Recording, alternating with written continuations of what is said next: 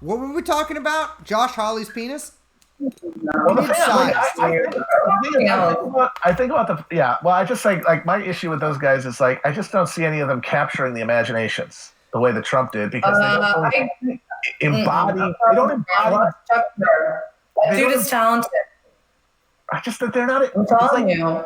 It wasn't like the Trump thing wasn't intellectual though. Yeah, like Tucker. He's not like I'm telling you, watch it. I mean, I don't very often. But I mean, to me, it's like I don't think that we can evaluate it because we're not the audience.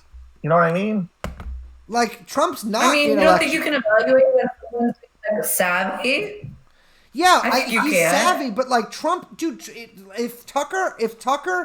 If Tucker was on like Roseanne or something before he became Tucker Carlson, or if Tucker like was in the Avengers movie in a secondary but still prominent role, like the thing is Trump is like a cultural touchstone, whereas like basically no one I worked with knows who Tucker Carlson is. But it doesn't matter. I don't know why that matters. I think that matters because he's got to get elected. I mean, he's got to get. He's not running right now. First of all, what I'm saying is, if he was running, he would need to get elected, and he would need to get the eyeballs that were pulled by Trump. And I don't think that Trump's eyeball grabbing is intellectual. And so the fact that like Carlson has an intellectual, like more developed case, that's not going to make him more attractive because it wasn't an intellectual argument in the first place. Well, but okay, first of all, he has the most popular television show on cable news. So he does have an audience, you know what I mean? And two, I don't think it's a question of like, now there's going to be another Trump. It's like, okay, Trump didn't do for his base what he said he was going to do, and someone's going to try to continue that project. I disagree. I don't think they're going to, I think if you run against Trump and say he didn't do X, Y, and Z, you're fucked. They're going to love him. But you don't have to because of him. You say they didn't let him do it. I'm going to actually go, there's ways to message that, but you say, oh, he didn't build a wall. I'm actually going to build a wall. That's okay. Well, all right. It might work, but the problem is we've seen it already, the problem that Bernie had with might work, but the problem like he had to run against the Obama legacy in a lot of ways, especially embodied in Biden, and he couldn't really because Democrats like Obama. Yeah. So like he could say like X, Y, and like his opponents could always say, "Oh, are you saying Obama didn't do a good job?" And so like he could try to thread the needle and say actually Trump was restrained, but some like hick like comptroller, like a dog murderer from Possum Fuck who's running against him can say, well, were you saying Trump didn't do the best job and he's not the greatest president? And then he's in the same trap that Bernie was in. I don't know. I think, but it's the same challenge. But I don't think that that's what I'm arguing. Like Tucker it's been in the news that Tucker was advising him on foreign policy, that Tucker was like he's like, I reached him way late at night. I told him to take coronavirus seriously. Like all of these little things are being like dropped into the media, and who knows if it's true. I mean, it could be. I don't know. It doesn't even matter at a certain point, right? Yeah, it doesn't matter. But, the idea that it's like antagonistic, I think, is wrong. More so a continuation, and I'm gonna, he wasn't able to, and I'm going to. But the thing is, with his blessing, the thing is that it doesn't matter if it is a continuation. He's going to say that. The question is, are people going to take it that way? And that's going to depend on who's running against him, where the money is, and like where the audience is gone, and what Trump wants. Because and we don't know that. Trump, I could see very, very much Trump, not if it's like a crowded primary or something, which is probably always going to be happening from this point forward, like 1 million fucking people in every single primary that presidential. Oh yeah, no, it's clown cars from now on. I think what you assume is more people. Like, build the wall is a good slogan to get behind, but I don't think that many people care that the wall gets built or would be like, you know what I mean? Like, no, I I think like for instance. Exactly. Yeah, exactly. But because Trump has barely done like any of the shit he's promised to do. Like Trump is like, it's the big ones like build the wall, whatever, stop all. I mean, I guess he technically stopped all the immigration now. So touche, Mr. Trump. But like, I just don't think that like. I don't think it's as sure a thing because like he would have to basically thread the needle because I could see Trump being like, if anyone tries to run on completing the Trump project, Trump being like, I completed it. That's true. Like he will have. I think when I'm thinking of the people who will probably be running in 2024, like I think that Tucker would clean them all up. Like it's not like Rubio is a fucking dork. He's not like he's a loser. Yeah. Loser. Bye, Lou Marco. Have fun at the phone party. In the same way. Bye. Bye, Marco. Wait, hold on. So I just I'm saying like that's a guy to keep keep your eye on. I do agree that he represents a current for sure. No question. And it very well could be a dominant current. That's Rubio at the phone party, by the way. Oh, yeah. Phone party Did you guys go? Remember when we went to the phone party after the show you guys did here? No, we didn't do that. That would have been fun. That might have just been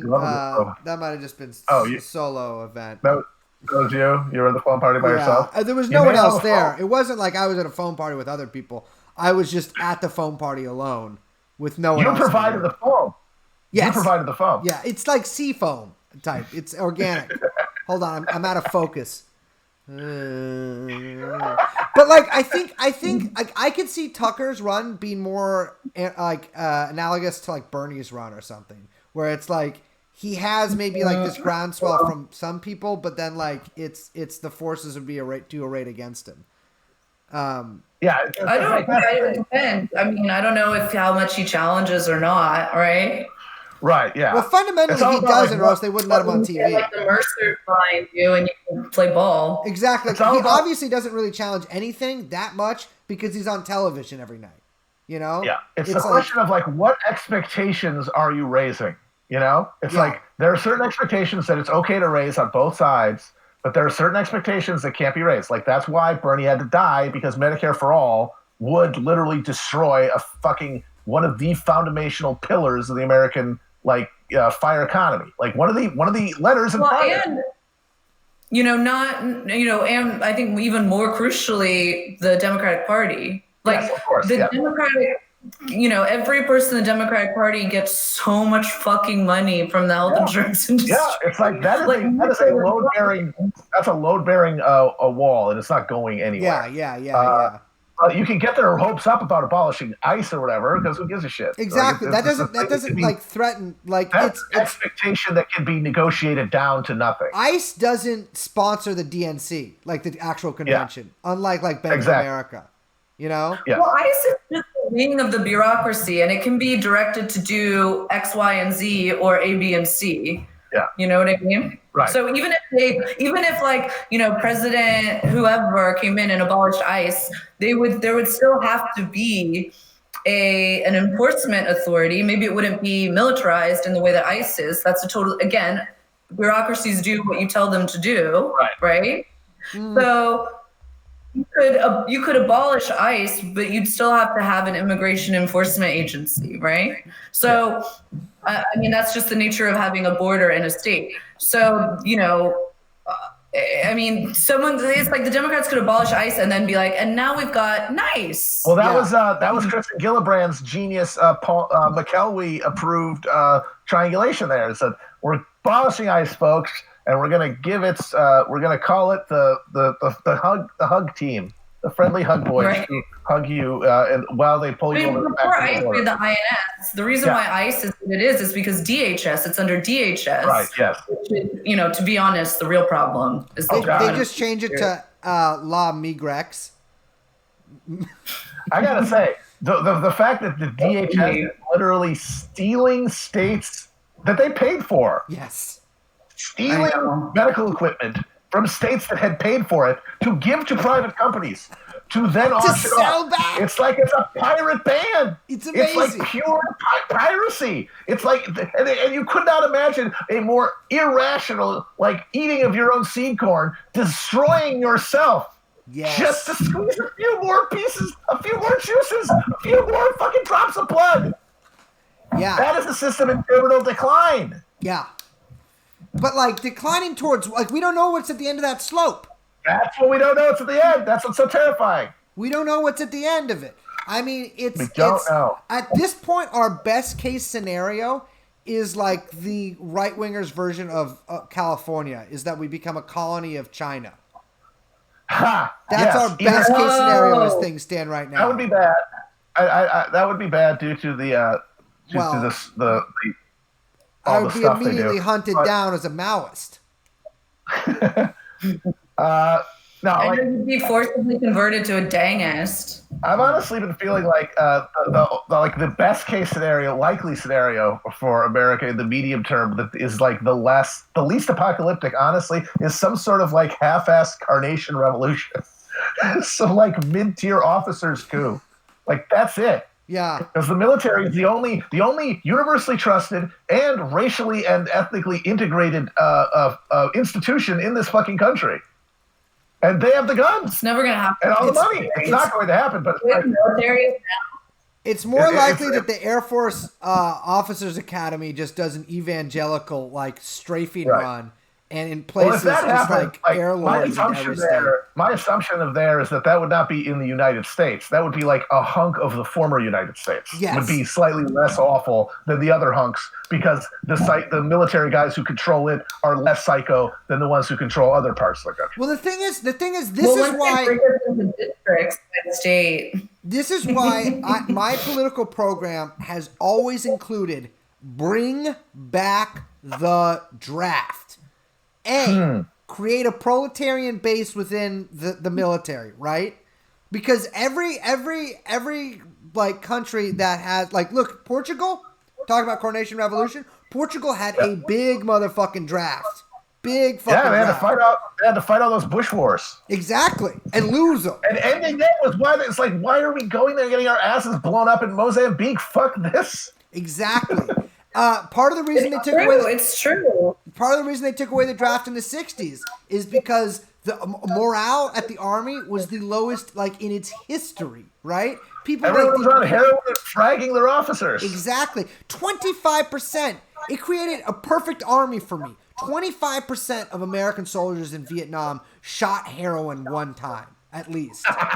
25%. But like, and then as soon as they ended the draft, that war, anti-war protesting, pew. Yeah, because it plays back in that individualism we were talking about earlier. Because it's just another thing. That's what they do.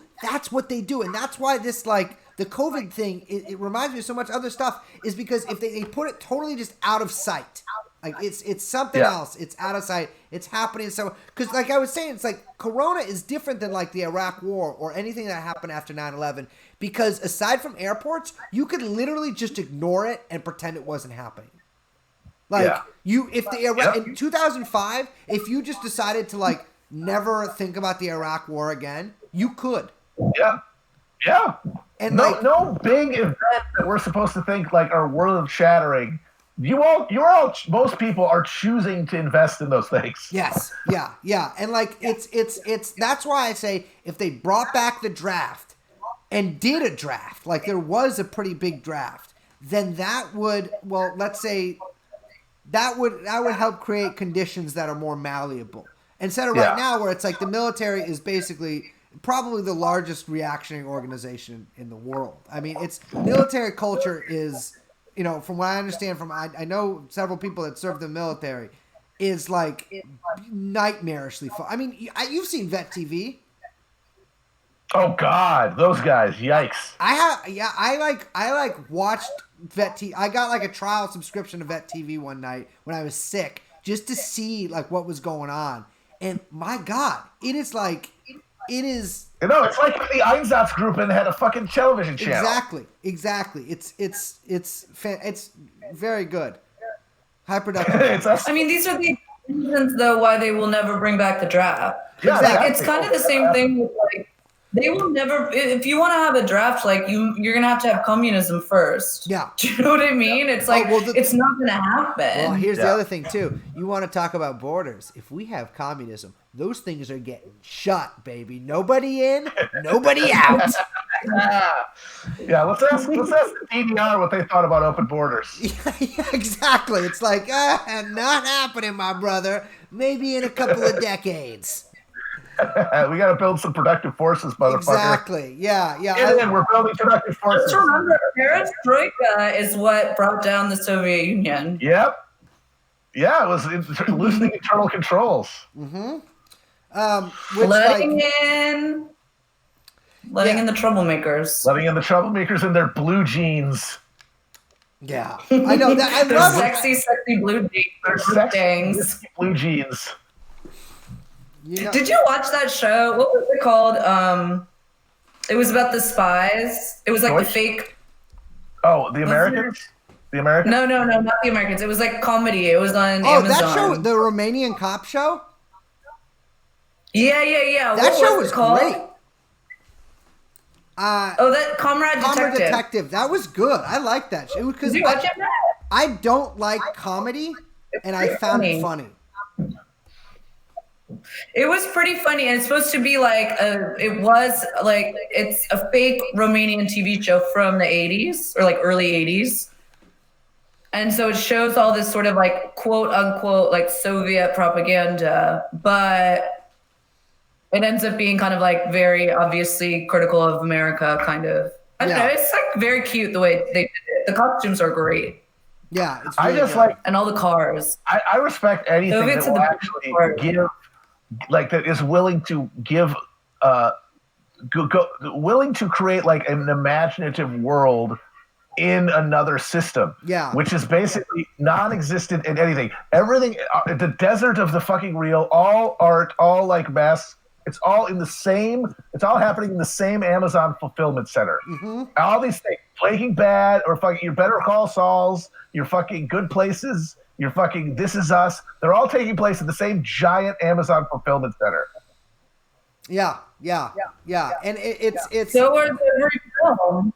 Yeah, and so like if you can like, this is what having these values and this economic system, how that would change. These, like this is different than I know because of these things are different. Well, that means things could be different from the way things are now. Yeah. Can you imagine such a thing? Yeah. Again, I bring this up. I bring this up every time we talk about media, but the king was right the deposed king was right. Star Wars is fascist. Harry Potter is fascist neo-feudal dreck. Selfie obsession is fascist. British soap operas are fascist. Sci-fi is generally fascist. Ironic detachment, he must have been kidding about this one, is fascist. But it kind of is. Porn is fascist. Mass cult imperialism is inherently fascist. Sorry to spoil your fun. And a lot of people misinterpreted that. But he was correct. Because he was correct. This is like Adorno laser eyes. Yes, it was correct. But the thing is, people assume what that means is if I like it, then I'm a fascist. Exactly. It's like that means like no, that's not the thing. Exactly. Well, it's personalizing everything. It's like, dude, you can still. I'll use a different example. Star Wars, maybe not. Take it for what it is. Don't turn it into something else in your head. Exactly. Don't say actually it's liberation. Actually, this is liberation. Well, actually, Star Wars is about the Viet Cong beating America. Yeah. No, it's not. Yeah. No, it's not. It's something made to sell toys. Everything is. Yes. And it's okay. You just have to. If you pretend to be, you put a million fucking flags in your Twitter bio. You say that you're Mr. Materialist. Well, then act like a fucking materialist instead of like a baby. Yeah, don't eat the fucking lotus flowers, you dumbasses. Exactly. Leave the lotus alone. Don't you can enjoy it, smell it, and just stop eating it. Mm-hmm. And it's like, no, actually, I'm finding out which Game of Thrones house I am and how that relates to which communist tendency I have. It's like, good Lord, it's entertainment. Enjoy it. Life sucks. Have some fun. Yeah. But that's all it is. Yes.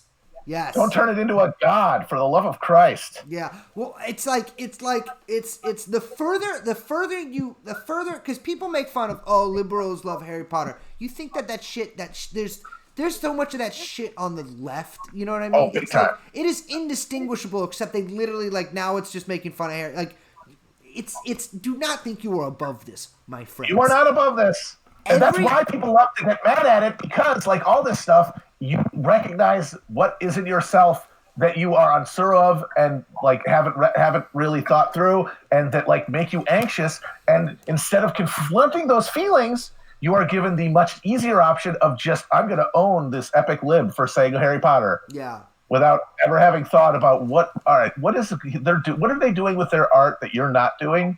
Yeah. But people don't think about propaganda. It's. I got a lot to say about that. But people they don't think about it. They think that they're it's something that happens to somebody else. That it's all this. Everybody. I have a standpoint removed. Yeah. Exactly, and that's that removal. I get that. That's a way to pretend that you don't have to exist in this fucking rat race, man. In the city, you're done with that. It's we're all part of this fucking death machine. Yes. You're in the gears too, my brother. Even that motherfucker who was let's throw ourselves in the gears. That dude didn't even end up throwing himself in the gears. That dude just continued to go to college, I assume. It's it's the further you fool yourself, the further you trick yourself, the less able to withstand the eventual electroshock torture that you'll get. you are able to do. Especially when the guy shows up to administer to you, and he's wearing a Hufflepuff T-shirt or something. Mm-hmm. Yeah, this is why. Yeah, left-wing people. I don't know. It's. You should discover truth and beauty, my friends. That's all I gotta say. Discover truth and beauty. Get some truth. Get some beauty. Mix them up in a pot, maybe. Instead of chasing the shadows of them, the commercialized, brittle, plastic, absolutely insufficient replacements that they're offering to sell you. Yeah.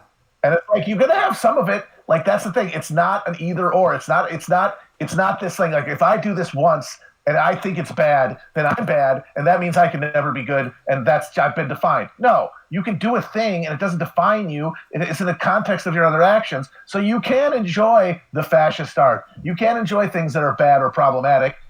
You just have to have it as part of your life, instead of defining you in some way deep in your psyche, because you can't define yourself, because you can't do the work of finding your spirit. You have to take this bric-a-brac from pop culture and turn it into a personality and turn it into an identity, and then you worship you have to defend those parameters, and that means defending the system that gave them to you.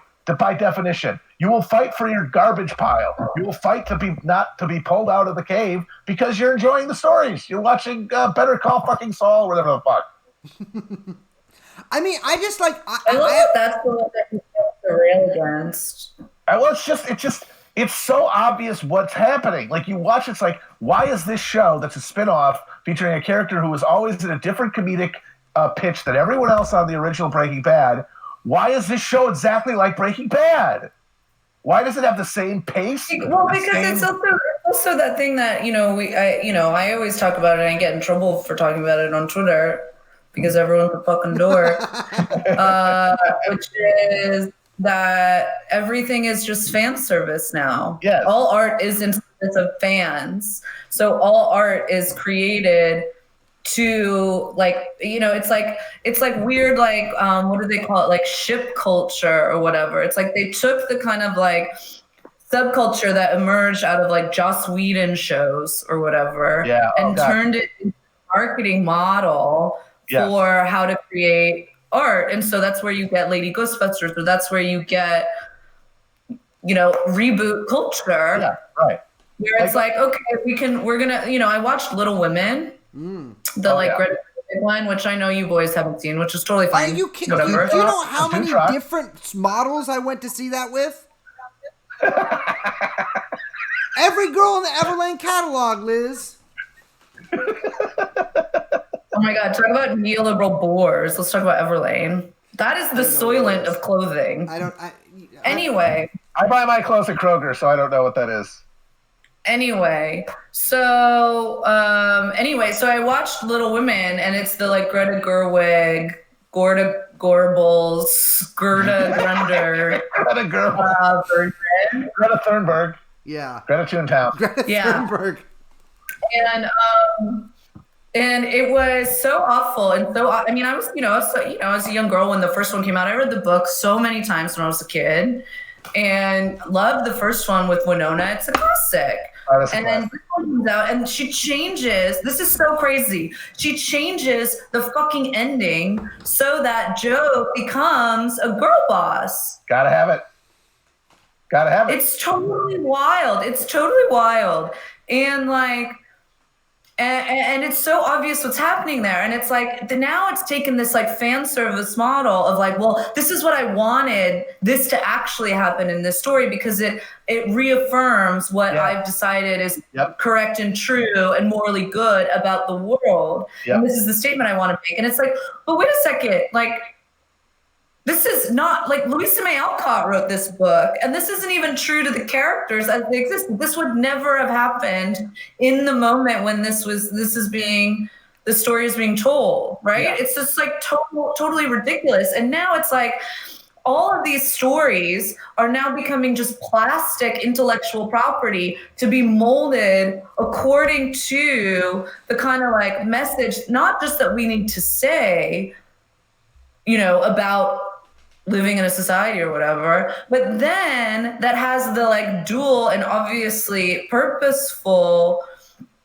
quality of now feeding the tape economy, which is the sort of like cottage industry of all cultural production to the point where it's completely and totally, you can't even divorce it, right? Yeah. It's like, can we have a Marvel movie if we don't also have 18,000 takes and think pieces and people promoting different fucking takes about whether or not the movie is, incel or radical or feminist or morally correct or wrong. And so it's like this entire new cultural economy that is like, they fuel each other. Yeah. And the only it's way... fucking maddening. Yeah, like our life, the world we live in is like wildly insufficient, and so what they're telling us is, here we're going to give you the cast off of the culture that produced you,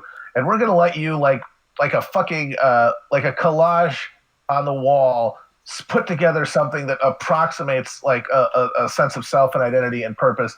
And what that means then is that whenever anything comes out, the only arguments to be had about it, like Liz said, are, well, is it woke?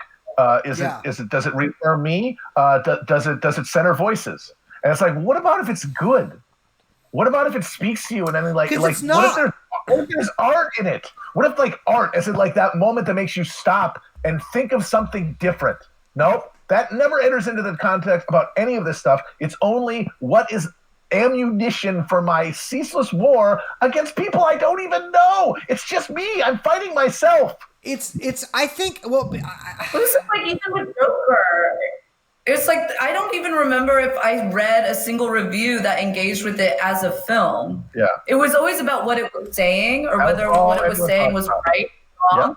But none of it actually engaged with it as just a fucking film. Well, and we got wild. We got to see Joker. Basically, it represented whoever. Joker was talking about the state, welfare state, or Joker was an incel, or Joker was a decent movie, and they should make a second one where he's happy. Is how I think. Well, Lord of the Rings might show up in the next one. I think all of it is the movie can't be good. The movie can't be good artistically, basically, because it's something that is artistic.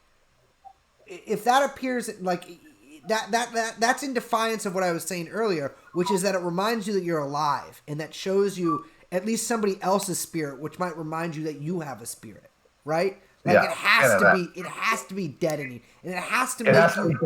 It has to be totalizingly deadening too. Yeah. Like, and if it's not, because then it makes you upset, because then it reminds you what you don't have. Because then you have to find a reason that there's something wrong with it. There's something wrong with this. I don't like this because it made me feel bad, but it didn't make you feel bad because it's problematic. It made you feel bad because it struck you in a way that you weren't expecting, and it made you feel something that you don't understand. And instead of confronting it, you want to bat it away because you're happy with your little packaged culture. Yeah, exactly. Like anything that reminds you that like your heart beats and like there's a consciousness that everyone shares. Exactly. Like, they don't want and I get it. Like I get why people would want to talk about Lady Ghostbusters for 6 months and build like political campaigns around Lady Ghostbusters, because all it is, it's taking fucking tramadols. It's a drug that doesn't even feel good, but it makes you not feel anything. It deadens the feeling a little bit. And that's all it is. Yeah. It's deadening feeling. And I get it. I get like wanting to commit a sort of slow suicide, or at least a hobbling of the spirit, because having a spirit is unbearable. It is unbearable to be alive. Yeah. And so this is like the PMC version, basically, of the fucking opiate epidemic. It's just like, if you have your material conditions met enough that you can like continue to find distraction, you're not like to the bone, you're not in pain the way that people who are closer to the knife's edge and who turn to opiates are. But it's the same principle. It's the same, deadening. It's the same seeking of a little death to avoid being alive.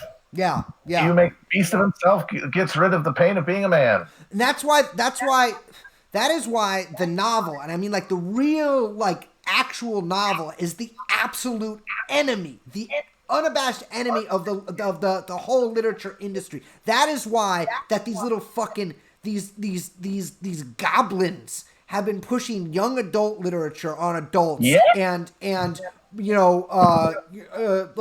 that is why the memoir of the half broken but messy but getting herself together woman is pushed. That's why like the guy's sports biography is pushed. All this shit is pushed because it has to destroy the novel. And that's why those motherfuckers, all those John LeFrans and all those all that shit is pushed, because that is just it's drinking codeine. It's nothing. It doesn't make you feel anything except like maybe a vague disgust, or like it's Did you see that woman on Twitter who was a Harvard graduate and young adult novelist who was going to do a quarantine hate read of Moby Dick to like show how can you hate Moby Dick? Because he's dude bro. He's dude bro. He's a dude bro. He's Melville is dude bro. But Melville's dude bro. Melville's dude bro as hell. Herman is an extremely dude bro first name. And it's like, and that's a perfect example. Like, if you say, that's insane, and she's like, wow, you mean me to want, you're demanding that I listen to the dead white male canon. It's like, no, I demand that you read something by an adult or for an adult. Yeah. That's it. It doesn't have to be Moby Dick, but shitting on Moby Dick does not make your YA drivel better. It only makes you convinced of that for a few seconds. Yeah. And then you got to do it again. You have to reaffirm over and over again these things, because it goes away, because it's not real. You don't really know that. You don't really think that. You can only convince yourself for as long as you can think about it before you're distracted by something else, like a dog who sees a fucking yellow car go down the street.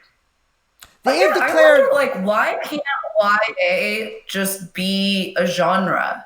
Like, it's so interesting to me that like all this stuff can't just exist and be like cult genre, where people recognize it for what it is and leave it alone. It's like the whole thing has to be, and the same thing with comic books now, right? It's like everything has to be so fucking important. Like nothing can just be a soap opera. By the way, don't exist anymore and it should. But like nothing has to be. It can't be just that, because then you don't have anything else. It has to be your escape and your junk food and your sustenance. Like, it's not like, oh, I'll have some fun with this piffle and then I'll like challenge myself.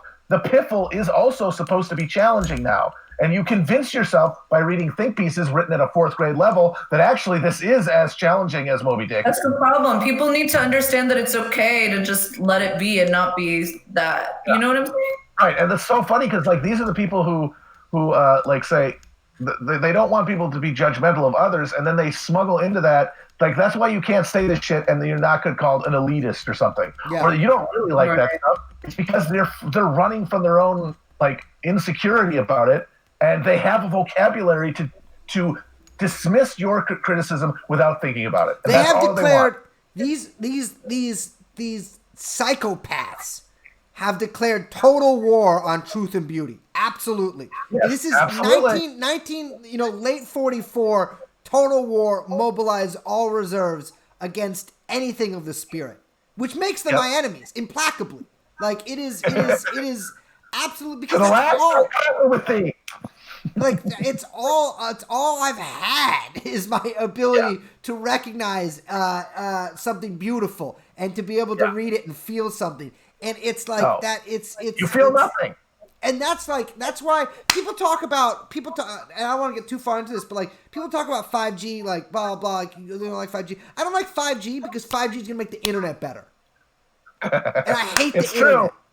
It really is bad. I mean, that's like obviously it's not all. That's the thing. Is that obviously the internet has human potential to it in all kinds of ways that have to be tapped. And so then you get into if you say, look at how bad the internet is to people, they will respond by, well, look at all these good things it does. It's like, that doesn't negate the fucking argument. Of course it does good things. Nothing is one thing. So you have to grapple with what is the totality of the influence of the internet and how can it be redirected or directed at all. And then that's the question. Instead of arguing the narrow and banal point of whether or not there's good things involved in the internet, of course there are. But you haven't invalidated the argument that there's bad or that there's more bad. You have to engage with the actual reality of it. I'm all sauced up here. It's okay. I've destroyed my throat. I've overpuffed my jewel. Oh no! But it's got because I've read a lot during quarantine, and I've also read a lot of people complaining about how during quarantine they like, oh, it looks like I've destroyed my ability to read, and then being like, it's like, yes, dude, like you probably have destroyed, not permanently because that's not how it works, but like you probably have sort of like fucked up your ability to read. But it's like I know I have. I absolutely have. I used to read so much shit, man. I used to read so many books. I have read so few books compared to how many books I read in my 20s compared to what I've read since I started going on the fucking internet. Yeah. And like obviously I had the internet when I was in my 20s. I just did not have the Twitter addiction that I have now. And like the biofeedback. Well, these platforms are designed to be addictive for a reason. Yeah, exactly. Like that is why one thing I'm doing is I'm doing it, and I decided this after last night, is that I don't care if it's cringe, I don't care if it's posery, and I don't care if the book isn't good enough to be worth it. I am now committed. I'm going to read Ulysses. Okay. Which I never have. I've never read it either. And it's like, fuck this. I'm going to read the motherfucking thing. And I don't care if it's bad. It doesn't matter if it's bad. That doesn't mean anything. Yeah. What matters is the grappling. Who said it was bad? Well, buddy, I put that online. I'm like, I got to watch it. And like half people are like, oh, don't bother. I guarantee you 90% of them have never read it. And they say that to themselves to justify not having to do the work. Yeah. But even the ones who say, I did read it and I don't like it, it's like, well, I don't care what you thought of it. I need to know what I think of it. Yeah. It's like your opinion on a piece of art literally means nothing to me. No one else's opinion on a piece of art means anything. The quality of a piece of art is the collected amount of people who respond to it and the depth of their feeling toward it. Those two things combined are the artistic merit of a piece of art. I think a lot of it is that like good art has the ability to tap into like something that's unknown. And like nothing can be me and Liz talk about this a lot, like nothing can be unknowable. Nothing can be like hidden, and nothing can be like obscured to you. It all has to everything's got to be on the surface. If it's not on the surface, someone's trying to trick you because nothing's that complicated, and they're actually making that up, and it's not really that interesting. And you know what? It's mostly baloney. Yeah, it's just white. Like somebody I know talking about tweets is stupid because we're literally reifying this dumb binary of like responding to idiots' opinions. That gives you the chance to tee off on an idiot, but that doesn't have made you any better. It hasn't made your practice any better. It hasn't made you a better person. All it's done is demonstrate to other people that you're smarter than an idiot. Congratulations. Yeah. But I just think thematically, just the way that this argument was framed, I thought was very useful. They said, you ever notice all those old white male books? They don't make sense at all, except for the racism. All the rest of it's made up, and everyone's pretending that it means something. It's like you're literally expressing, like, I am scared of this thing. Yeah. And it's okay for me never to touch it, because the one thing I know about it, and even though the rest of it is, according to me, even though I've never read it, gobbledygook, or I tried to read it and couldn't because I didn't have the patience, or maybe the cultural context, and I didn't want to work for it. That's fine. That's the thing. Maybe it wasn't for you. Maybe it didn't speak to you, and you can leave it down, and then you can say, yeah, it didn't speak to me. You can't do that. It has to be bad. Yeah, it has to be evil. Bad. It has to be evil, because otherwise you feel bad for not having been smart enough or having the cultural references to get it. But if you drop that judgment, if you drop that need to like judge yourself for your response to a piece of art, then you drop the need to judge art that way, in that Manichean mindset. Yeah, fuck, my mind just blanked. But I think that like people have there's not ever fear is one of the most pervasive emotions in pretty much anybody's life. And I think a lot of people don't understand, like they think if there's fear around something, which of course everybody has, it's not like the fear that you have when someone holds a gun to you, but like the fear around like, oh fuck, am I stupid? I haven't read any of the canon or whatever. What are people gonna think about me if they knew this thing? Exactly. But people don't understand is that fear is the most like it's a pervasive emotion, but it's not the worst thing you can feel, and it's an indication of something. And people take it as a stop sign instead of like a question mark. No. Yeah, nope, like oh fuck, no, I'm probably too stupid for this. It's got to suck, and so everything on the other side of fear is evil. And when that's not how it works at all, when it's fear is something that you can move through. Like it's not a wall. It's like it's like a mist or something that you can move through. And a lot of people don't get it. Like fear has to become an integral part of you. You fear can't be something that's separate from you. Fear has to be a part of your soul, right? Because that means that you can recognize it, you can move through it, and you know it. It's So like a lot of people think being like, oh, I'm afraid of something. I'm either there's something fucked up with me or there's something fucked up with that. When it's like, no, it's just an indication. It's neither good nor bad. And the thing is that. And this is why I am anti-gaming and the internet in general, and why I think it is pernicious in aggregate, is because like the thing that pushes you through fear is a lot of times lack of options, like having to confront it.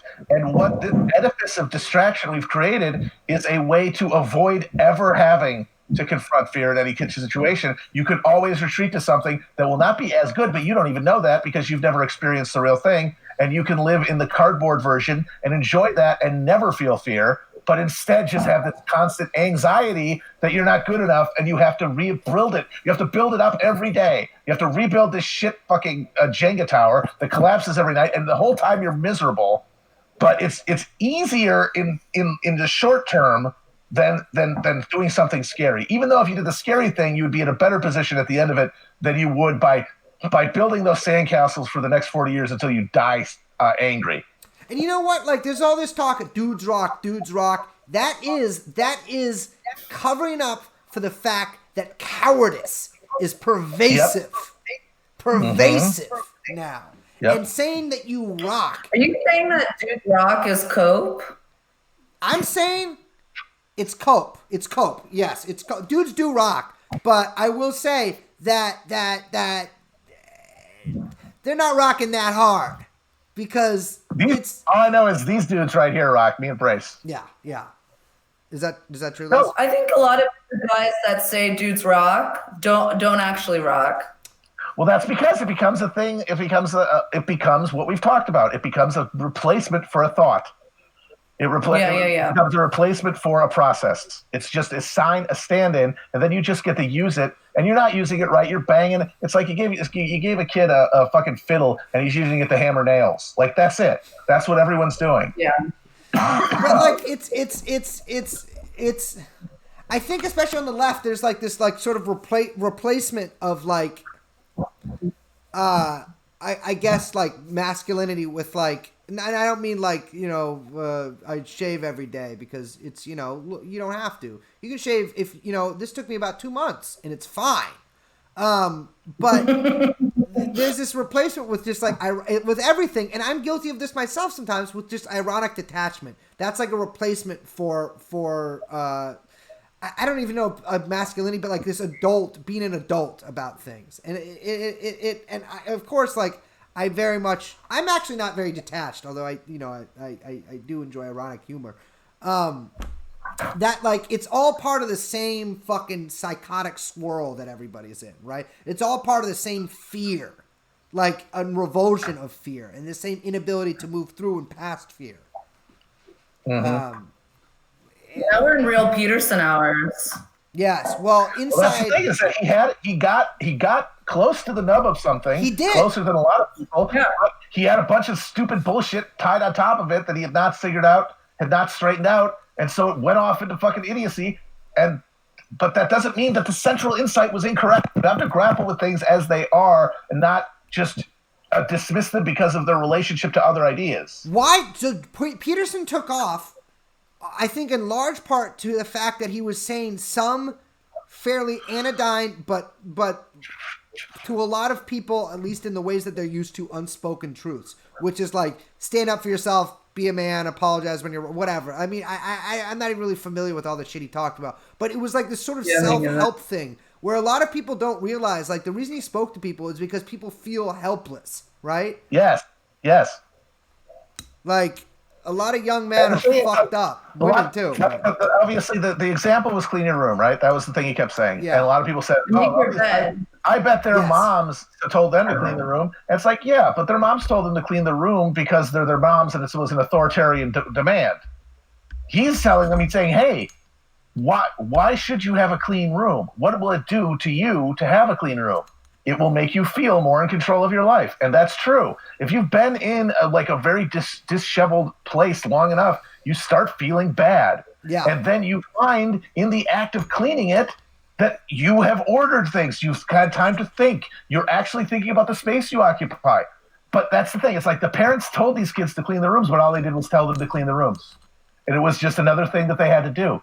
He told them why you would want a clean room. And so that is why so many people think that Peterson was a genius, because he was one of the very few people who would try to connect a prescription to a reason why you should do it beyond virtue signaling and showing yourself to be part of an intellectual tradition or political tribe. Yeah.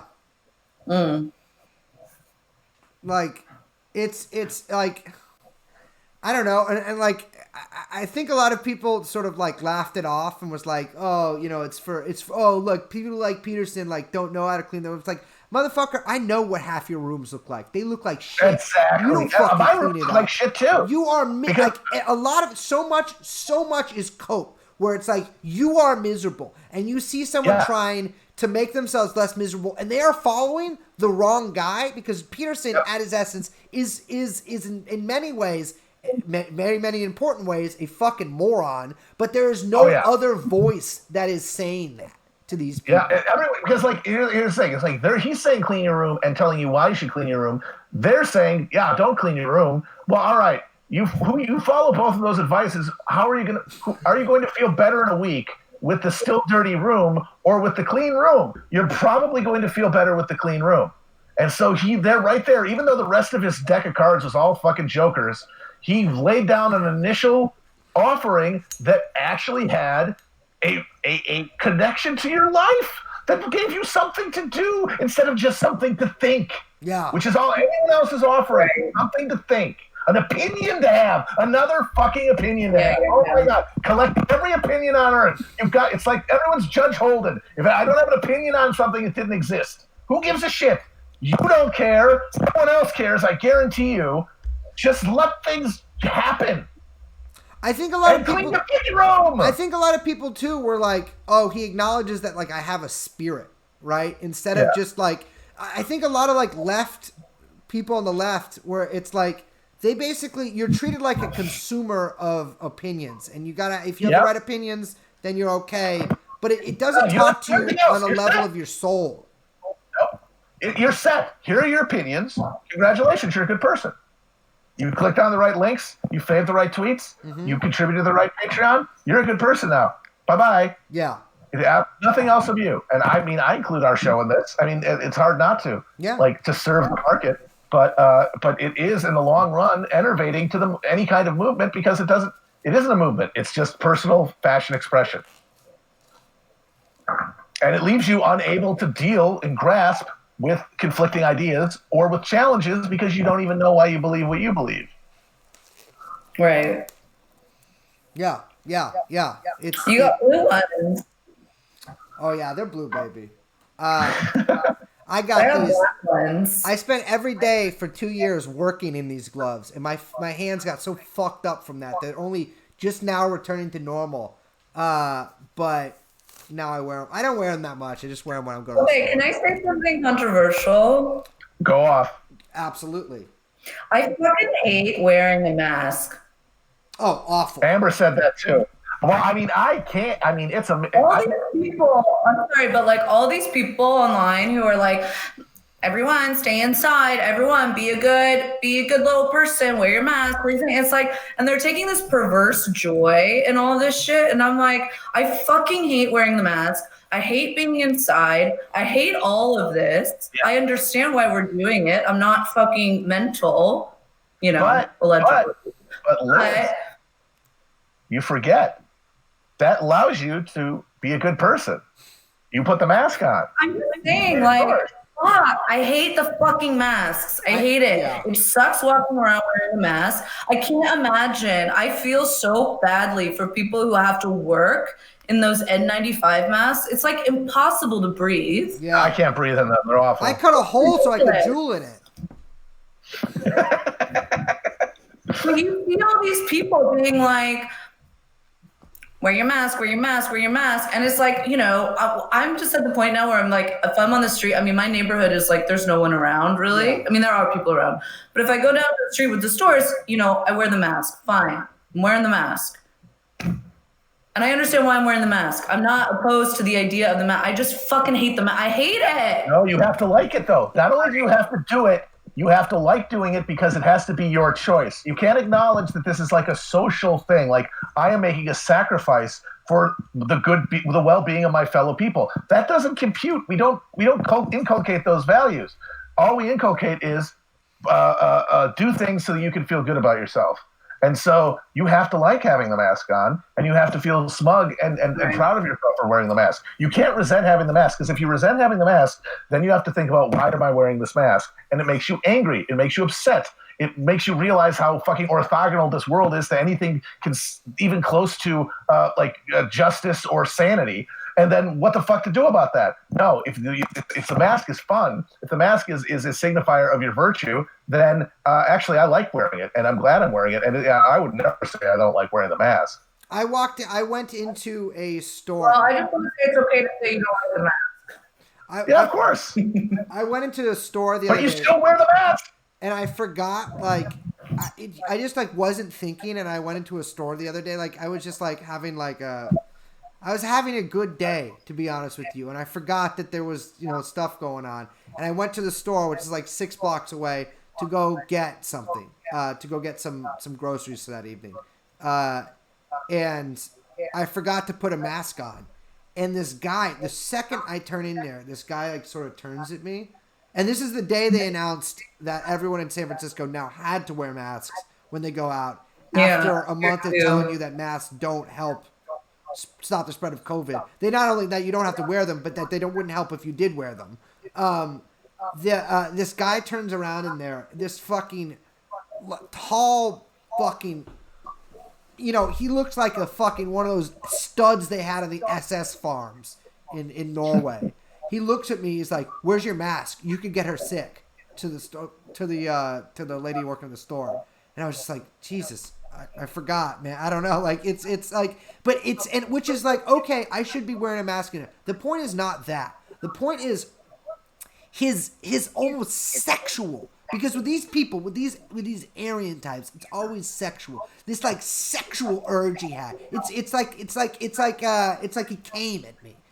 His excitement to discipline me was incredible. And again, this doesn't have to do with me. Of course, I should be wearing a mask. I don't want to get the lady working there sick.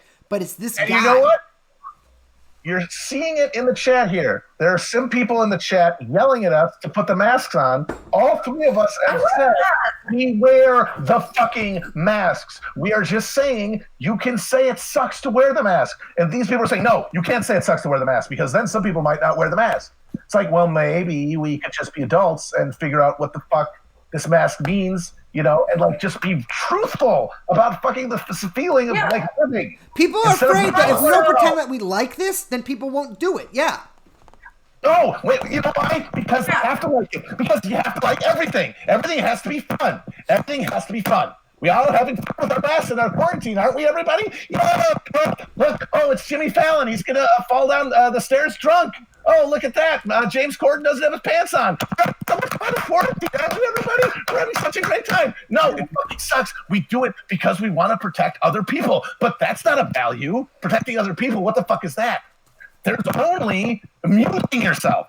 There's only having fun. So no matter, it's like, oh, because of this deadly virus, you know, we need to keep people indoors. And at this point, we're literally making it illegal to go outside. So, you know, this isn't really, this is not in any way a consensual relationship. We're telling you what to do. This is pure authoritarian. Right. For the good, but it is pure authoritarianism in a time when it's required. And instead of acknowledging that fact, we gotta like it. We gotta have fun. We're fucking quarantine. Well, this is it's the HRification of everything. Yeah. Yes. Right? It's that managed, individualized fun. And it's so weird because it's like, does nobody like, okay, in the real world, in my real life, I do shit that I have to do, but I don't want to do all the time. Because of including wearing the mask, okay? But it's like, why can't we just do that? Because it requires you to understand the concept of duty. And duty has been dissolved out of meaning. The word duty has no content. We don't know what that means. We don't practice it, so we don't see it. So it is an empty, hollow, clanging syllable. It's not just duty, it's obligation, and also the obligation to not just do everything that you want to do always. All the time. Actually, and this is a point that Brace so eloquently said to me once when I was having a tough time, was that like the point of life is actually not to do what you want to do all the time and to actually transcend that desire in service of something bigger. Well, especially because like what do you want to do? Like you want to do it? Really? What do you want to do exactly? You don't want to do shit. You are grasping for things that are offered to you as a replacement for a life. Those are not your choices. Those are only in very narrow sense choices. Like between which shows you're going to care about and which ones you're going to say are problematic. That's the choice that you're making. Well, it's like I think a lot of people like we're and it's like this isn't like a natural thing. Like this is something that obviously we're conditioned to, but to be slaves to desire, and that's not like a new concept I'm coming up with or anything. But like, and I think a lot of people don't understand like it puts you more in touch with yourself when you defy your own desire. And not just in the ways like, you know, I didn't call out of work today. Like that, no. Like that desire, that's a fine desire to or the desire to, you know what I mean? Calling out of work is fine. But like, it's like with big temptations, whether it's like sex or money or food or anything like that. Food, not really, I don't care. Is there's like a certain like nobleness in combating yourself there. But I think a lot like we're basically meant to not do that, to not really like combat our own desires on that spiritual level, to wage actual war against yourself, to like to become something, to transcend your own desires. It's because then that if that happened, if that was a virtue that people actually cultivated, that would be a huge issue for prophets. Because how are we going to indulge every one of your fucking flights of fancy with like a commercial product if you're actually going to say, you know what, maybe I don't need that. Maybe I don't need to do that. Right. Just stop and think about something. Maybe we can organize around its different central principle. Maybe there is a universal that we can all find within each other, right? Yeah, well, that's what I've been thinking. Like, the real challenge to me is, like, we've talked about the need for, like, a political movement, but, like, that's way far ahead of where we are. We need to create the idea that there's a social self at all. Yeah. That you have other people that transcend your immediate, transitory, and counterfeit, I might add, desire. Yeah. Yeah. Well, that's really difficult too when you live in a society that, like you rightly point out, you know, with the entire commodification of everything and, you know, and its individualizing nature is also, you know, consumed with particularist, you know, identity formation to a point of such abstraction that it's impossible to even find any kind of universalizing principle.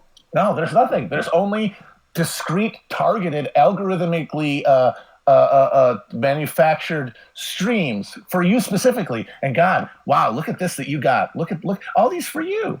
Oh, these are the things you want to do. You like that, you're gonna like this. It's like, okay, I bet I will. Or you ostentatiously say, I don't do what the algorithm tells me to do. I do this other thing, but it's just this different shit in the same box. And then you have gotten value from like scorning the algorithm or whatever the fuck. This is why I've been really going on lately about the need for just absolute psychic warfare. Like I've had since quarantine began, I have descended into myself, and I have looked in the water and seen my reflection and dove in the water and come out the other side. And it's like this is why my obsession with particularly like you know, let's say dark forces, the sort of occult realities, because people, those magicians, those people, you know, John Dee, fucking people, even Machiavelli, all these people, what they're doing psyops, they're doing magic. But like that's something that our enemies do. Our enemies are the ones who did Gladio. Our enemies are the ones who did all, you know, these sort of long torture. Our enemies are the ones who created this reality that we live in right now. And like the point is you've got to sort of like understand yourself so that you can you know clad yourself in armor and create a weapon to destroy that, right? Like to be able to pierce their reality. And that's I don't know, I think that's an important thing to do. And it's like it's that's why I've been examining my own soul. I've been on sort of a similar journey. I had a pretty intense experience the other night, and I've been thinking about what the consequences of it are, and like how I can embody that in my life, and like try to seek spirit, you know, in it. And one thing that, like, talking about this reminds me, it's like the thing about magic is that it is, at the end of the day, ritual, right? Mm-hmm. It is practice by definition. Magic cannot be, I have a thing in my bio. You actually have to do something. Yeah. Even if it's like draw a pentagram on the ground and like cutting a chicken's throat, it's doing something. It's spending time focused on a task for a purpose. And that can actually awaken in you the dead spirit that's longing to create and that has been turned into a fucking marionette. Exactly. I mean, we see these like giant pageants basically that the Nazis, for instance, did. And like they did those for a reason, because they understood the importance of set and setting. They understood that. They understood there's a reason that, like it's important. I think that, and it's like it's easy to make fun of, but once you really start studying it, you see there's a reason that these techniques are employed time and time again. Manson employed them, you know? Jim Jones employed them. They understood that to reach people on a certain level that you need to enter, and of course they did it in a bad way. They entered their spirits and did horrible things. But like, well, they use technology. They use the technologies of like acid and like the CIA's history of, you know, their voluminous research on human interrogation and torture. and psychological breaking, and then they just applied them to the population. And boy, that stuff really works. And then if you just aerosolize that in the form of popular culture, goddamn, you got a real barn burner. You got a stew going. Yeah, like they're doing all their Avengers shit, everything that you've been basically exposed to since you were a baby is like black magic. Like it is. It's the black magic of capitalism. It's true. It's like I'm not even really doing a metaphor here. Like it is. And the thing is that if somebody, but if you say that, people who don't want to do the work respond with, "Well, that's not really true." And it's like it doesn't matter. Yeah. Like it's a way to think about it to make clear the reality that is hidden every other moment of the day. It is like, thinking in those terms gives you certain. It gives you stakes. And it makes you have to like. That's why spirit cooking is a very important image in my. Oh yeah, Liz loves you love spirit cooking. Who? I do. Who? Spirit cooking. Oh yeah, no, that's perfectly emblematic of who those people are. Yeah, totally. And I remember. I mean, I think about my relationship with QAnon and how I would other fucking blue checkmark lib. I goofed on that shit for like 2 years because it was like in its particulars absurd, just like QAnon is absurd, specifically in the particulars that Donald Trump is going to stop any bad guys. But over time, I've realized, certainly since Epstein, it's like that is so myopic a way to approach things like this. Yeah, it is so missing the point to talk about whether or not there's a basement in Comet Ping Pong. What we're talking about is like what these forces are, what they do to us, and it's like the fact that this is literally happening in some sense is certainly like it should slap you awake. It should be like a Satori moment of like, oh my God, like these are the stakes. They want our blood, like literally, and they do. Even if none of them have ever killed a baby or eaten it, they want your blood. Yeah. Even if hey buddy, guess what? Pizzagate, not true at all. John Podesta, great guy. No basement in Comet Ping Pong. They still want to drink your fucking blood, dude. They still want to grind you and twist you until you're nothing but a husk, and they have gotten your juices. Yeah. They have all of our juices, and they live in their Elysium on the moon or in fucking New Zealand while the planet burns. They have gotten your juices. They have done the occult ritual. They're drinking your blood. They're drinking your milkshake, whether or not they actually eat children. Yeah, there's a reason why the vampire was and vampiric, imagery was used so much to as an image for the ruling class and for capital. Actually, it's anti-Semitic. It's totally anti-Semitic. Can't make a vampire reference related to capital, even though Marx himself called it a vampire. Yeah. You can't do it. Can't do it. Even though vampire bats are like a real thing. First of all, you think fucking Dracula is Jewish? He's Romanian. Nothing is from a Jew than a Romanian. No, Liz, are you not aware of this insanely tedious line of argument that has been used against me several times, and I think against Brace? Yes, vampire. Is it that woman? No, other people. If you make a reference to like capitalist bloodsuckers or vampires, that is anti-Semitic tropes.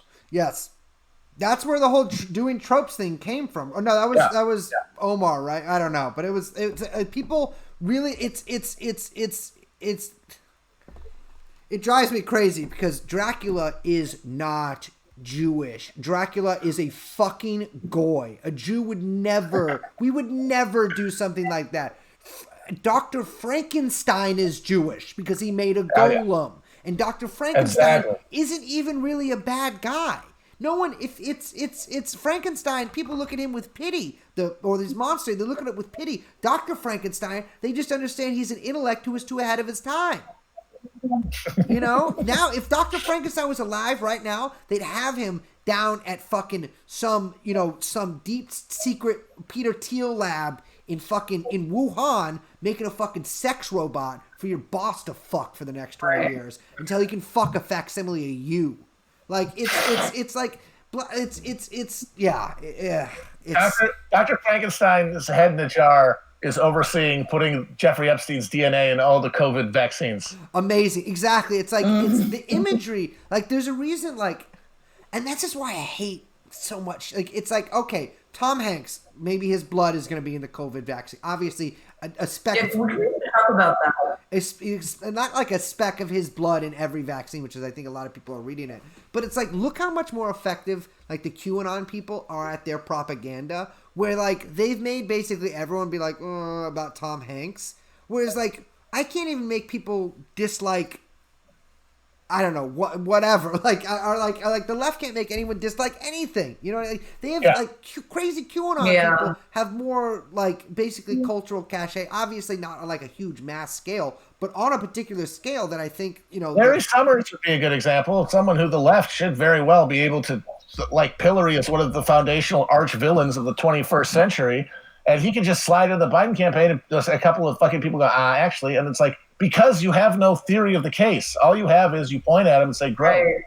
Whereas as much as they might be deluded and reactionary, they have at least a theory of power and that they are telling a narrative of power that resonates because part of it is true. It resonates from the central reality. They're telling a really good story. The left doesn't have a story. Well, it's like you were saying, Liz, it's like Bernie doesn't even have enough power to say that Joe Biden's son and Joe Biden are corrupt. Yeah. You know, like an obvious truth that anybody who's studied it for even a second or for 2 years will find out. Yeah. Like Zephyr teacher. Well, it's not just that he doesn't have power, it's that there isn't a movement capable of backing him up and supporting him when he says that. There's no vocabulary. Well, there's a bunch of people waiting to like second guess him and position themselves to the left of Bernie, even the campaign, which is like you'd get shot for that in a fucking war. Yeah. It's like I actually and people saying shit like I remember the people who said stuff like, you liberals say that we're a cult, but as soon as Bernie's president, I'm going to be protesting him on day one. It's like, you're a moron. Then you don't understand this. Then you are just acting out something your child in your own clothing. You don't get the stakes. Yeah, totally. You're just reproducing something you heard someone else say, and you have not thought it through at all. Exactly. It's like it's this lack of people talk about the right as being this like libertarian thing, but it's like I have seen like basically no capability for any sort of discipline from a lot of people because it's like it's not even discipline. Fuck that. I'm not even talking about it. But it's like it's for I don't know what it is. Maybe it's like I'm gonna have to come back to this. Let me think about it a little more. But like that whole thing of people like it's this contest to say that you're further left than Bernie or like it's a moral thing where it's like it matters what you think about anything during the course of an actual presidential campaign. It's narcissistic is basically what I'm trying to say. Yes. And like it's the thing is like they're all putting up their own careers. Yes, it's all that's the thing is that there was money to be made. There's gold to be made in doing that. And honestly, I do feel complicit in a lot of this. Like, I know it would have happened anyway because the forces are bigger than me. Yeah. But in our show, but like we did like start the gun to the fucking like Homestead Act, like the land grab, and it inculcated a lot of very negative feedback loops. Yeah. That I don't know how to break, but I know. It's tough. Like, I mean, well, I think no offense, and I don't mean this, against you or anything, but I feel like the bigger sort of players there sort of supersede your influence. You know what I mean? Like, whatever. No, I know that. I'm not saying I you think I would you're not like flatter myself to think that I am the reason that there's a bunch of these leftist snake oil salesmen, but I think that we kind of let them know where the payload was. Yeah. I see. I get what you're saying about that. We're basically like Sutter. We were like Sutter's Sutter Mill in California. Yes. You struck gold, and like, everyone else happened smelled anywhere. And like somebody would have found that gold at any point, but we were the ones who did it, and so I kind of feel a little bad about that. You know what I am? I'm the Jewish guys from San Francisco selling blue jeans to the miners, baby. That is exactly who you are. Yes. The thing is, I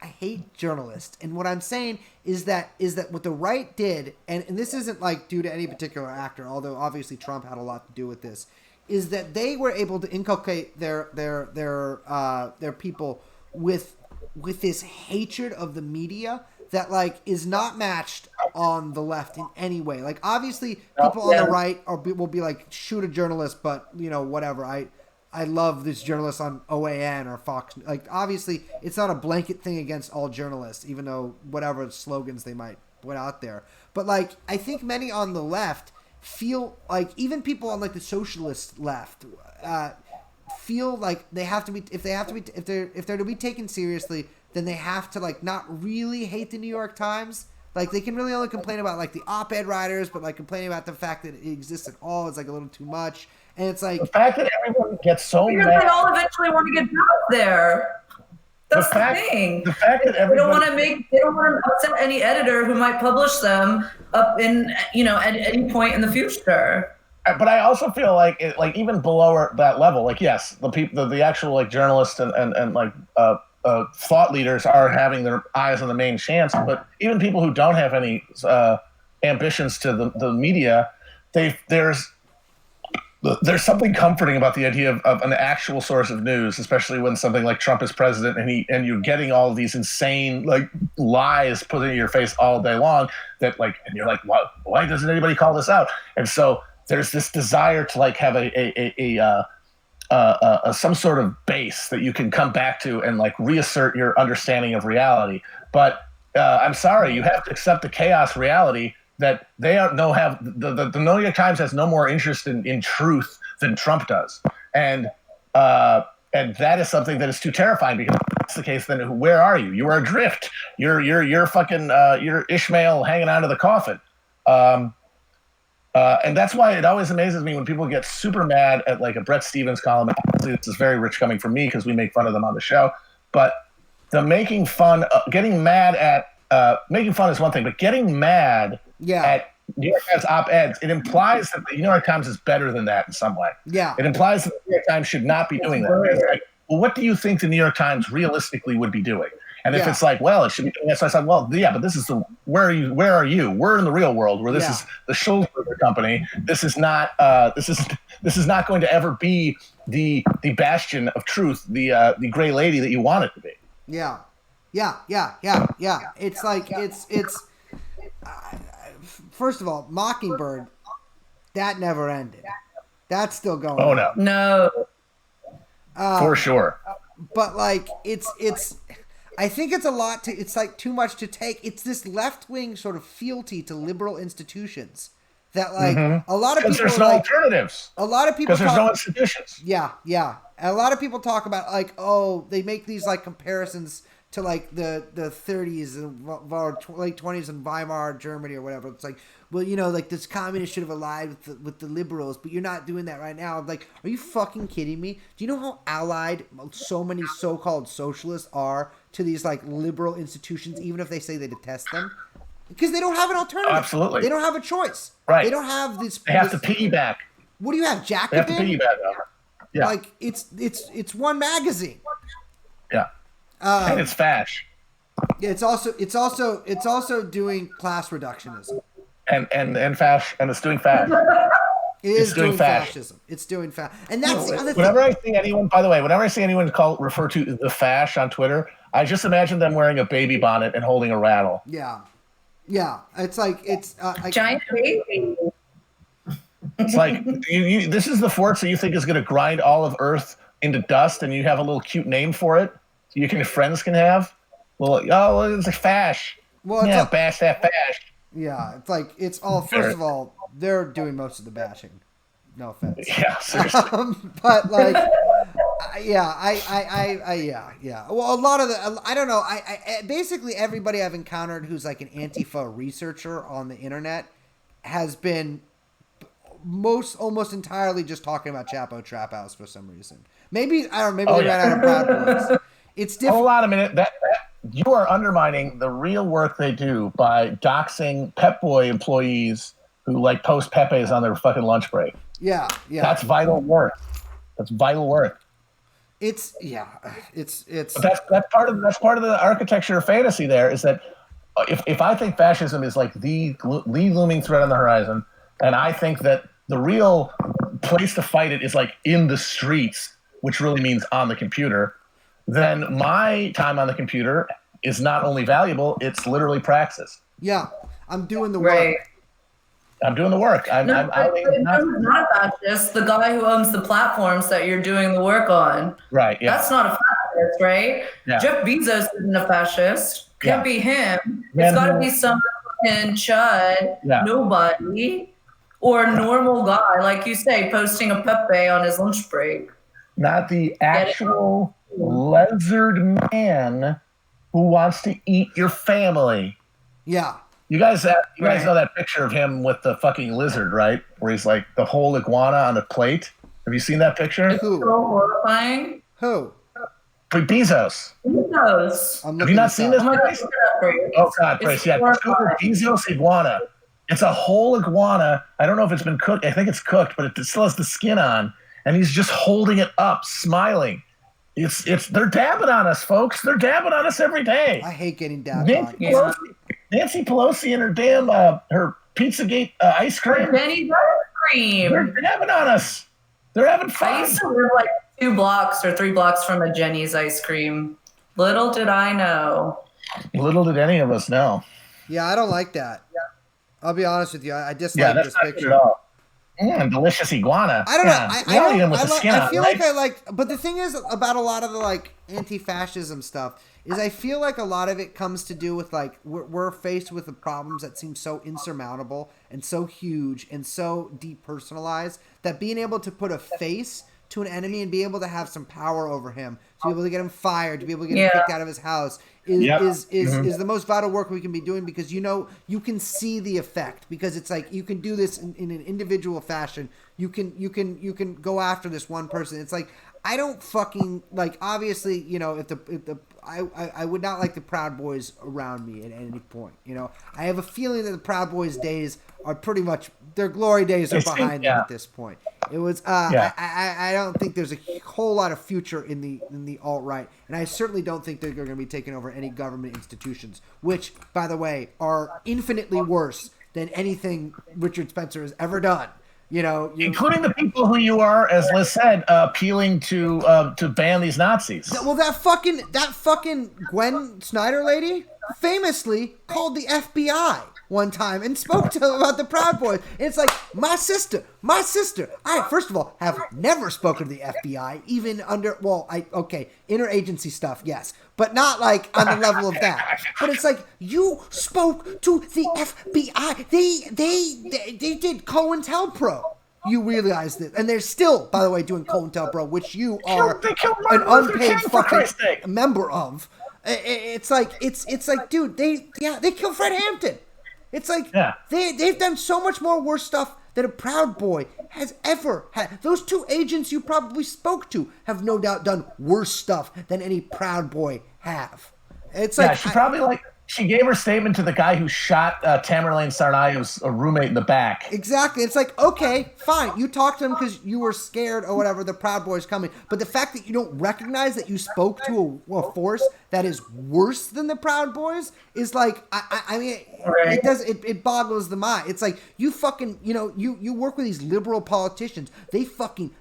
Any given Democrat has done worse stuff than the fucking Proud Boys. And it's like, okay, I understand. I'm not saying the Proud Boys are good or aren't bad, or that you shouldn't beat them up if you are given the chance to. But what I'm saying is the fact that you don't recognize that they represent some unique evil that is different than all the banal evils that you're confronted with and ignore or participate in is a sign of a fucking of a moron. You're displacing all of your anxieties onto a literal scapegoat. It doesn't. I mean, it's like that makes it imply that the goat is innocent. Scapegoats can be guilty. Mm-hmm. It could be a goat fucking around eating cans. Yeah. But the ritual is still of displacing to something else that's not responsible for what is your cause of misery. Yeah, exactly. And it's like it's easier. I get it. It's easier to think about, right? Like it's easier to like get a Proud Boy fired because all the other stuff is like, it doesn't seem like we can do anything about it, But like it's and so I get the urge. I get the urge for sort of this instant gratification. But I plead people to recognize things for what they are. You know? Yes, please. That's really that should be the appeal of all of us at all times. Just look at the world as it is, not as it's presented to you, Rather than not as the things sold to you. Yeah, and how you feel about it. How you actually feel about it.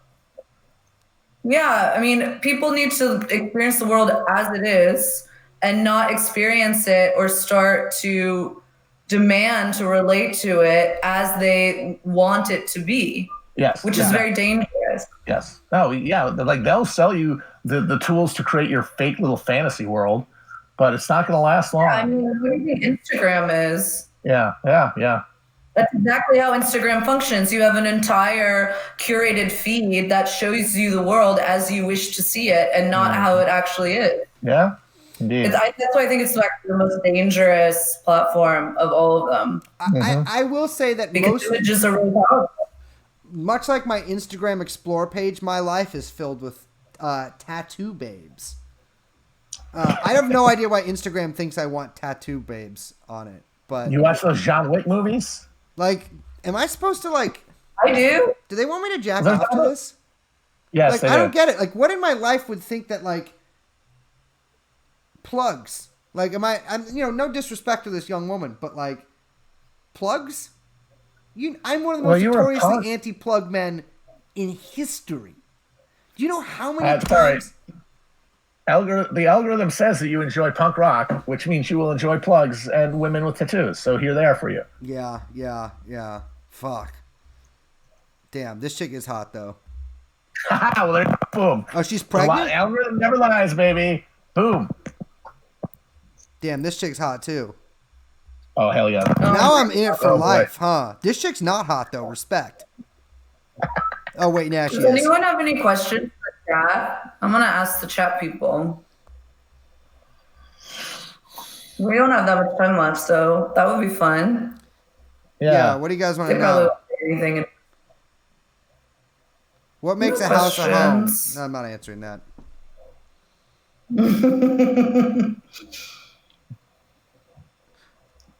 3-day short ribs. That's what makes a house a home. Ooh, tough.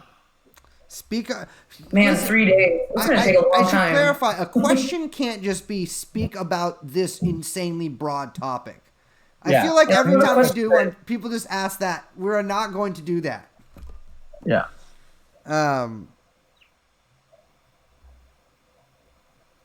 What is it? It's going too fast for me now. Oh, I can just touch it. Yeah, everyone's trying to help.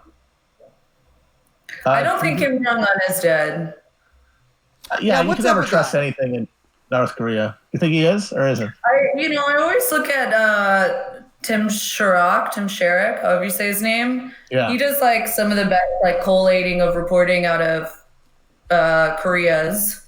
And he pointed to someone in South Korea who he said is a pretty good journalist. And she was saying that actually Kim had been moved somewhere to avoid COVID, but the U.S. had eyes on him. And that was being reported in South Korea. So I don't know. Yeah, and there's no thought. Yeah, and you can't trust anything out of there until they fire his body out of a cannon across the DMZ, which that'll be fun. Yeah. Somebody asked if CIA did the coronavirus. Do you guys have? Have you guys? Where's the working coronavirus theory for you guys? There's the dueling theories on whether it was created at Fort Detrick in America or at that whatever level 4 lab in Wuhan. Yeah. And then there's also there's these two theories, and then there's this theory which is that it was created at but that it came out of a wet market in Wuhan. But there's no corresponding American wet market theory. So our job is to slowly create that, so we have symmetry. And in that cube, that middle there, that's where we get the truth. Okay, so we got to find or manufacture a American wet market. Exactly, and of course have the COVID-19 come out of it. Yes. Sure. Is there an STD from Brooklyn? Oh, it's an STD from Brooklyn. That's good, but that's not it. Although I will say, you could make a little wet market thing there, but that's neither here nor there. Sorry, as you know, I work at Beacon's Closet in New York City.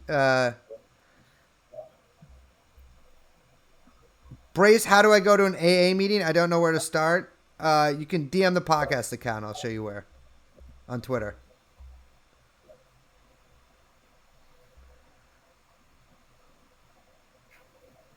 It goes too fast. I can't read anything. I'm just like putting my finger down. Recommend a quarantine novel. I can recommend a novel. I would say read Journey to the End of the Night if you haven't. The Celine book. Yeah, that's it's a good one. Like that's a good way to close out all of our topics that tonight. That literally connects every single thing that we've talked about, whether about art, about fascism, because Celine wasn't the thesis. You don't have to wear the. No, I'm just kidding. You do have to wear the mask, but you don't have to like it. You don't have to like it. You don't have to like it. You can do it for others, and maybe you can like find something about that to like get meaning from and like strive towards instead of just lying to yourself. And it's like I think that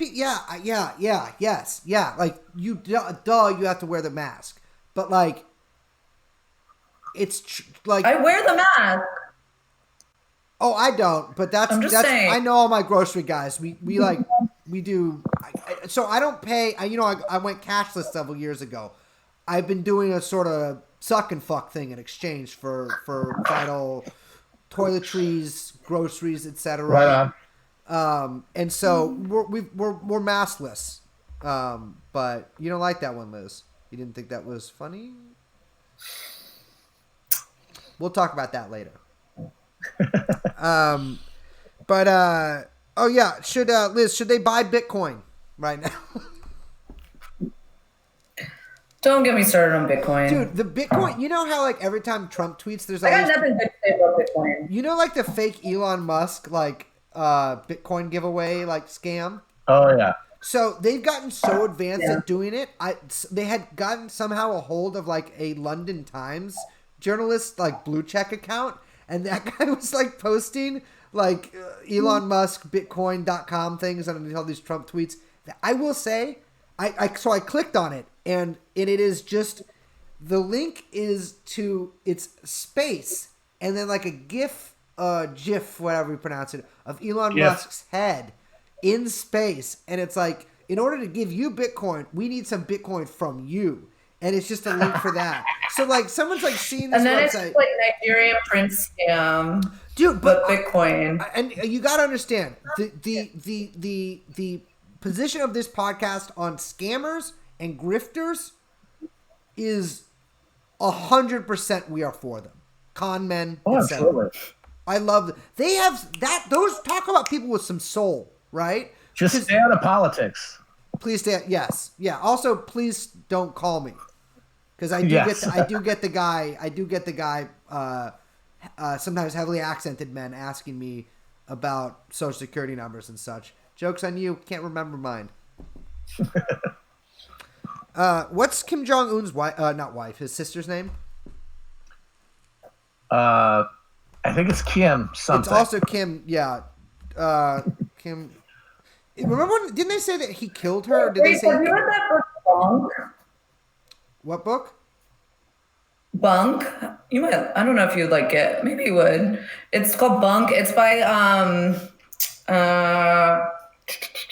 Kevin Young, is a poet. Oh yeah. But it's like a history of like grifters, scammers, like kind of like early American history. How it's all like kind of part of the American fabric. Oh, this looks good.